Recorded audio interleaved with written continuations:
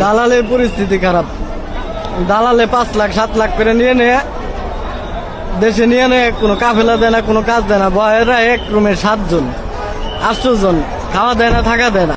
আসসালামু আলাইকুম, সবাই কেমন আছেন? আপনাদের দয়ায় আমি অনেক ভালো আছি। আপনাদের মাঝে একটা কথা বলতে চাই। প্রথমত আমার পরিচয় দিচ্ছি।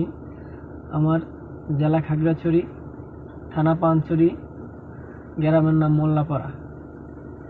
আমি দীর্ঘ 2 বছর ধরে সৌদি আরবে আছি। আমি একজন দালালের মাধ্যমে সৌদি আরবে আসছি। ওর নাম হলো হুমায়ুন। ওর জেলা খাগড়াছড়ি, থানা পানছড়ি, ইউনিয়ন নাম লোগাং। ওর এলাকার নামও লোগাং, ইউনিয়নের লোগাং। তো ও আমাকে দীর্ঘ 2 বছর আগে সৌদি আরব আনছে। আনার পর ও আমাকে ড্রাইভিং ভিসা বলে আসছে। আমি বলছি যে ভিসার দাম এত টাকা কেন? ও বলছে এটা ড্রাইভিং ভিসার দাম অনেক বেশি হয়, অন্য ক্লিনিকের ভিসা এত দাম হয় না, ড্রাইভিং ভিসার দাম বেশি। তো আমাকে আনার পর ও 10 দিন ধরে আমাকে বসে রাখছে, কাজ দেয় নাই। 10 দিন পরে ও আমাকে কার ওয়াশের কাজে পাঠাইছে। পাঠানোর পরে ওইখানে কোনো কাগজপাতি হবে না। তো আমি বললাম যে এখানে কাগজপাতি হবে না, আমি এখানে কেন থাকবো? আমি কি এখানে অবৈধ থাকার জন্য আসছি 4.5 লাখ টাকা দিয়ে? ও বলছে ঠিক আছে, তুমি চলে আসো। তারপর আমি চলে আসলাম। চলে আসার পরে আমাকে আবার 5-6 দিন বসে রাখছে। আবার ও আমাকে দিছে মোটরসাইকেল হোম ডেলিভারি। আমি বললাম আমি আসছি প্রাইভেট গাড়ি ড্রাইভিং করার জন্য বা কোম্পানিতে গাড়ি চালানোর জন্য, 4 চাকা, আমাকে মোটরসাইকেলে কেন দিচ্ছেন? বলতেছে তুমি আপাতত মোটরসাইকেল এটা করো, আর আমি তোমার জন্য কোম্পানিতে যদি লোক নেয় তাহলে আমি তোমাকে ঢুকাই দেবো। এখন কোম্পানিতে লোক নিচ্ছে না, আমাকে এরকম বলতেছে। আমি বলছিলাম আপনি তো আমাকে দেশ থেকে বলেন নাই যে কোম্পানিতে লোক নিচ্ছে না বা নিবে, এরকম কিছুই বলেন নাই। আপনি আমাকে বলছেন কোম্পানির ভিসা। আমি এখানে আসার পরে দেখতেছি এটা 3 মাসের ভিসা। আমার কোনো আকামাও করে দিচ্ছেন না। এটা আমার পাসপোর্টে 3 মাস সময়, এরপরে আমার কোনো আকামা হবে না। তো আমি কি করব? ও বলছে আপাতত করো, আমি তোমার সব ব্যবস্থা করে দেব।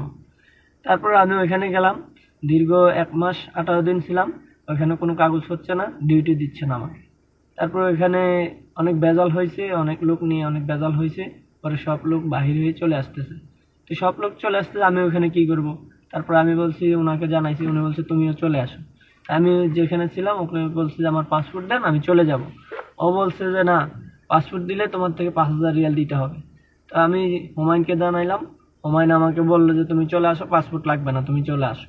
আমি চলে আসলাম। ওইখানে আবার আসার পর আমাকে 15 দিন বসায় রাখছে। 15 দিন পরে আমাকে মদিনায় পাঠাইছে কনেকট্রেশন কাজে, বাংলাতে বলা হয় বিল্ডিং এর কাজ। ওই কাজে যাওয়ার পর আমার ওইখানে কাফেলা হয়। কাফেলা হওয়ার পর ওইখানে বেতন আমার 1300 টাকা, কিন্তু বাংলাদেশ থেকে বলে আনছে আমাকে 60 থেকে 70,000 টাকা স্যালারি হবে। এখানে আসার পর আমি 30,000 টাকাও কামাইতে পারি না। তারপরে আমি এখানে দীর্ঘ 15 মাস কাজ করি। 15 মাস পরে ও আমাকে বিল্ডিং এর কাজ করার পরে ওইখানে আমি আমাদেরকে প্রায় 5 মাস স্যালারি দিচ্ছে না। 5 মাস স্যালারি না দেওয়ার কারণে আমরা সবাই মিলে আন্দোলন করি যে আমরা এত কষ্ট করে কাজ করি, আমাদের এত কম টাকা স্যালারি, আমাদের স্যালারি কেন দিচ্ছে না? তারপরে ওইখানের কোম্পানি যত লোক ছিল প্রায় 150-200 লোক সবাইকে বাইর করে দিয়েছে, সাথে আমাকেও বাইর করে দিয়েছে। বাইর করে দেওয়ার পরে আমি আসি জেদ্দা। জেদ্দাতে আসার পর আমি এখানে প্রায় দীর্ঘ 5-6 মাস 7 মাস বসে থাকি। 7 মাস পরে আমি বাড়ি থেকে টাকা আনি, বাড়িতে বলি যে আমার এরকম সমস্যা, আমি খাইতে পারতেছি না, অনেক কষ্টে দিন পার করতেছি, না খেয়ে দিন পার করতেছি। বাড়ি থেকে ঋণ করে আমাকে 2,000 টাকা দেয় বাংলাদেশ। এ দেশের 2,000 টাকা, বাংলা প্রায় 60 থেকে 70,000 টাকা। তারপর আমি একটা কোম্পানিতে ঢুকি। এখনও আমি কোম্পানিতেই আছি, আমার কোনো কাগজপাতি হয় নাই, এখনও অবৈধভাবে আমি আছি। হুমায়ুন দালালের আমি যৌক্তিক শাস্তি চাই। ওকে আইনের আওতায় আনা হোক, ওর বিচার করা হোক। ওই যে আমার মতো অনেক ছেলের, প্রায় আমি আমার জানা সত্ত্বে আমি যতজনের সাথে যোগাযোগ করছি প্রায় 50 জন ছেলেকে ও কাজ দিতে পারে নাই, আইনা ছাইড়া দিছে সৌদি আরবের মাটিতে। তো এখানে সৌদি আরবের মাটিতে ও যদি ছেড়ে দেয়, এখানে তো কারো কোনো ফ্যামিলি নাই, কেউ নাই, কার কাছে যাবে? কেউ খেয়ে আছে, কেউ না খেয়ে আছে। তো সেজন্য সবাই আমরা ওর বিচার চাই।